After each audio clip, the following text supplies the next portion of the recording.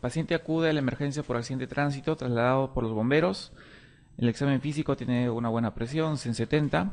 Está acelerado el pulso, filiforme, piel fría, pálida, pegajosa. Sed intensa y respiración rápida y adormecimiento. ¿Qué tipo de shock presenta el paciente? Lo más probable es que esté consangrado, ¿no? Si no nos reporta un sangrado externo evidente, probablemente sea un sangrado interno, ¿no? Sabemos que la taquicardia es la primera respuesta que tiene el organismo ante el sangrado, ¿no? Después ya baja la presión arterial. Con esta lámina lo que quiero es un poco poder diferenciar rápidamente los tipos de shock. Conocemos cuatro tipos de shock: el shock distributivo, el shock hipovolémico, el shock obstructivo y el shock cardiogénico. Una forma de diferenciarlos es a través de este parámetro, que es el índice cardíaco. El índice cardíaco nos permite diferenciar los tipos de shock. Bien rápido, miren ustedes. Tenemos shock hipovolémico, shock distributivo, shock cardiogénico, que puede ser izquierdo por falla del ventrículo izquierdo, o shock cardiogénico por falla del ventrículo derecho. Shock obstructivo, y bueno, pues como todo en la medicina puede haber mezclas, ¿no? Shock mixto. Pero estos son los cuatro tipos principales de shock. Entonces, ¿qué les llama la atención acá? En el índice cardíaco. Todos, excepto el distributivo, tienen bajo índice cardíaco, bajo gasto cardíaco. De estos cuatro, el shock distributivo tiene un gasto cardíaco normal o incluso acelerado, elevado, incrementado. Esa es una forma bien rápida de diferenciarlos por el gasto cardíaco. Otra forma de diferenciarlos es a través de la resistencia vascular sistémica. ¿Qué ven acá la resistencia vascular? ¿Cómo está?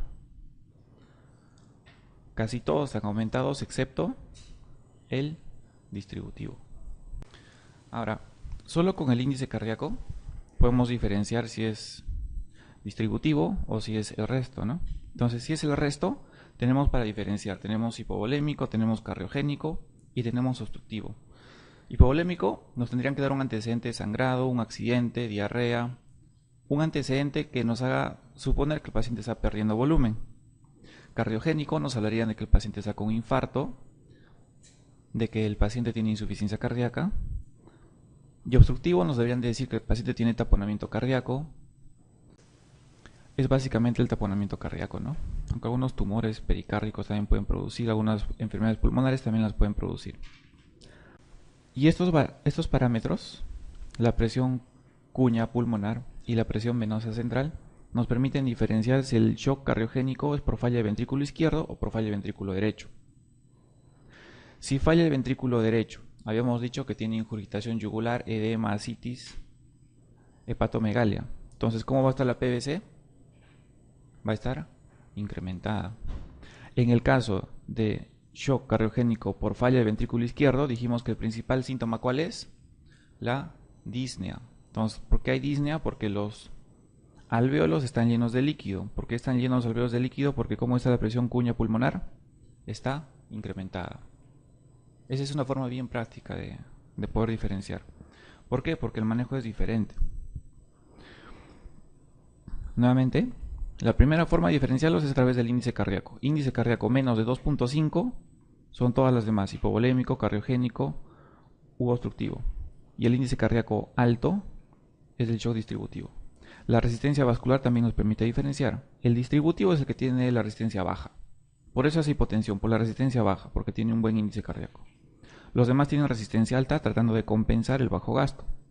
Y finalmente, la presión cuña pulmonar y la PVC nos permiten diferenciar cuando el shock cardiogénico es de origen derecho, siendo la PVC alta, o izquierdo, siendo la presión cuña elevada. La PVC es la presión en aurícula derecha y la presión cuña pulmonar es indirectamente la presión en aurícula izquierda. Ahora, ¿cómo se mide el índice cardíaco y el gasto cardíaco? Hay parámetros, hay formas. El gold estándar es colocar un catéter en la arteria pulmonar y por termodilución, por un catéter de Swan-Ganz, medir el gasto cardíaco.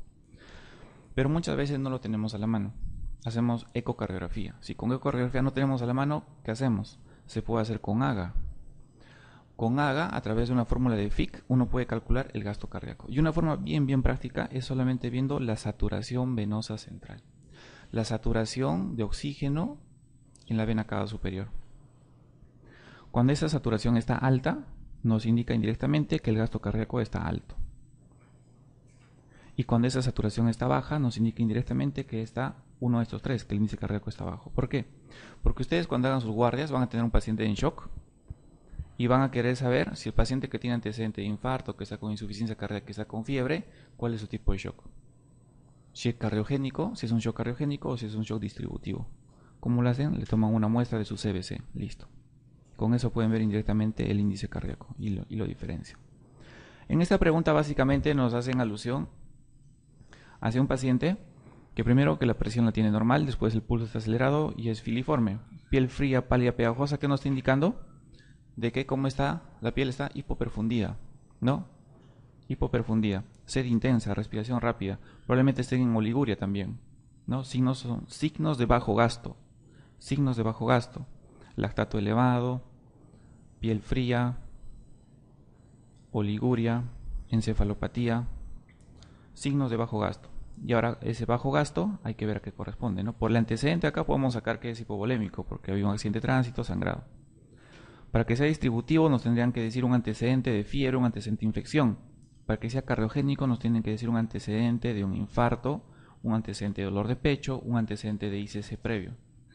Para que sea obstructivo, ya les he comentado que obstructivo es básicamente el taponamiento cardíaco. Nos tienen que dar antecedente de trauma en el tórax, antecedente de...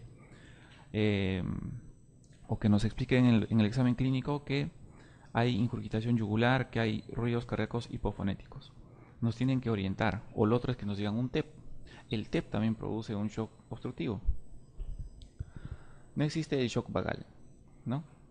Ahora, el shock anafiláctico, a estos cuatro tipos de shock, ¿a cuál pertenece? Distributivo. El shock séptico, distributivo también. El neurogénico también es distributivo. Todos tienen la característica de que todos tienen resistencia vascular baja, todos producen vasodilatación y por eso producen hipotensión, por vasodilatación. ¿Ya? El gasto cardíaco, el corazón está bien.